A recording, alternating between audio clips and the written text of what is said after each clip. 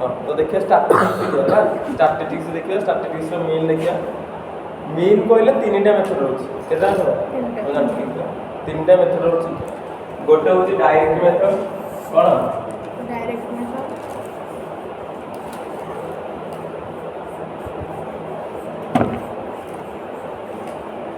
गोटे direct method आ गोटे है assume method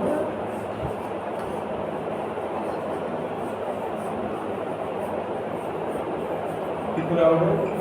step deviation method step deviation method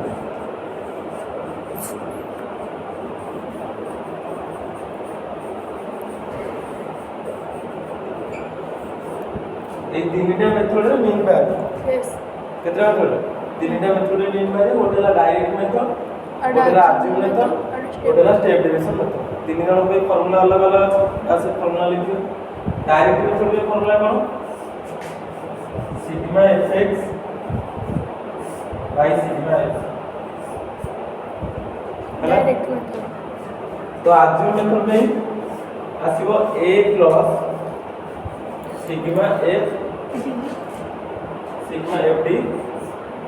by sigma f okay तीन और कौन आसला कोन स्टेप डेविएशन मेथड में फार्मूला कोन ऐसे a plus sigma f u by sigma f ହେଲା इनटू क्लियर बुझिला तो एठी f टा कोन आ x टा कोन f और x को गिवन दैट से देखो नहीं f और x सेटा गिवन दैट देखो x दिए को ना इंटरवल कैसे देबो ना नॉर्मल देखो देन देखो 50 60 70 इन दिस तो जदी एमिति देखो ताको हम करिया को मेथड रे डायरेक्ट मेथड जदी इंटरवल को देखो ताको हम करि परिया दीटा मेथड रे गोटे मेथड होची अज्यूम मेथड करि परिया ना तो स्टेप डेविएशन जदी इंटरवल थिबो बुझौछि जदी इंटरवल नाही ताले हम डायरेक्ट मेथड कर देबो बुझिला तो डायरेक्ट मेथड करे फार्मूला कोन आसे ना sigma fx by sigma f तमरे एउटा को f संगे मल्टीप्लाई हेबो हला fx पे बाहरिबो fx बाहरला पर ताको सिग्मा fx माने समस्त तार समष्टि माने समीकरण करियो जेति गला हला सेटा कोन हो ता सिग्मा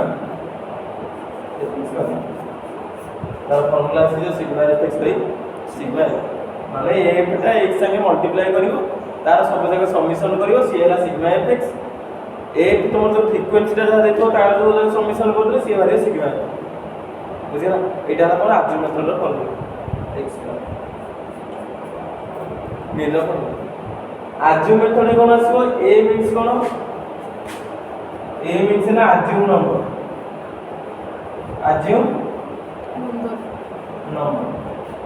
ए अज्यूम नंबर तो नंबर को अच्छा तमरो x टा अछि कोन इंटरवल x टा अछि इंटरवल तमे ओटे x टा सेठी बाहर करियो x टा केमति बाहर करियो ना average value of x x रो एवरेज वैल्यू केमति बाहरियो ना सेठी अछि 50 गोटे अछि आ गोटे अछि 52 अछि तार एवरेज वैल्यू केमति पाइयो ना 50 प्लस 52 बाय 2 बोले एवरेज वैल्यू x टा बाहरला से जो x टा जो रोटा बाहरियो से भितर हम नै जे गोटे नंबर को सेटा फास्ट ने लास्ट ने गोटे अज्यूम करियो गोटे नंबर तो सेटा हमर ए नै गेला परे तमे बाहर करियो कोन ना d केमति पाइयो d होजी x dash minus a Etah cone d x dash minus a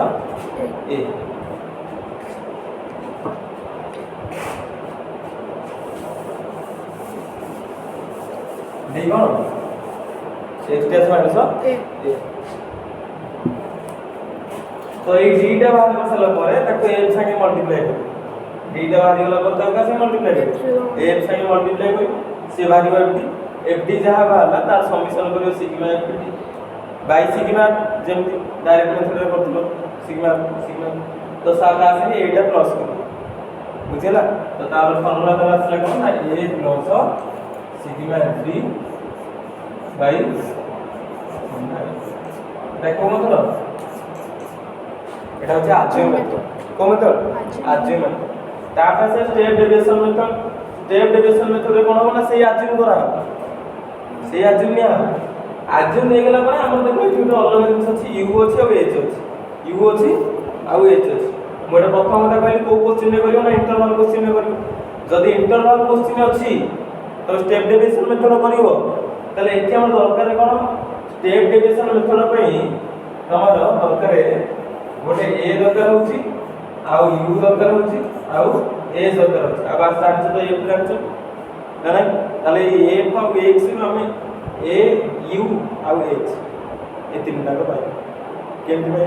এটা তো জানছো কোন করা হবে আজিউম করা হবে তাহলে তম মন ইচ্ছা নব গুড x টি আছে এটাও নেই যাব u টা কোন u টা হচ্ছে d বাই h কোন d by h अच्छा d means किसके ऊपर बोला जाएगा d means कौन x minus a h means कौन height of interval कौन height of interval তাহলে u equal to कितना আসला d by h देखो formula a plus sigma q by sigma into h এটা কোন स्टेप डेविएशन को मतलब स्टेप डेविएशन मेथड एटाला a plus sigma f by sigma f into h एठी a कोन जानिलो u कोन जानिछो h कोन जानिलो तो এই মেথড রে কও স্টেপ डेविएशन मेथड এটালা मीम कर अछि कोन मोर अछि मीडियम